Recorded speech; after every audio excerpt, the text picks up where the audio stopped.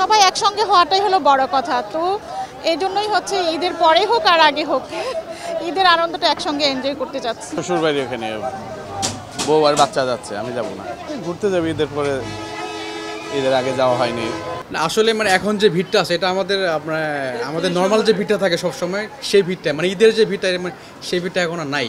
মানে আমাদের গাড়ি কম বিধায় দেখে মানে যাত্রী বেশি দেখা যাচ্ছে। আসলে এমনি নর্মালের মতোই আর কি এটা, মানে সব আত্মীয় স্বজন সময় পেয়েছে একসঙ্গে দেখা করব, সেজন্যই যাওয়া, কাজে লাগাচ্ছে। ব্যস্ত সময়, সবাই ব্যস্ত সময় পার করে, এখন সবাই একসঙ্গে হব, এই মজাটা মিস করতে যাচ্ছি না। সবাই একসঙ্গে হওয়াটাই হলো বড় কথা। তো এই জন্যই হচ্ছে ঈদের পরে হোক আর আগে হোক, ঈদের আনন্দটা একসঙ্গে এনজয় করতে চাচ্ছি।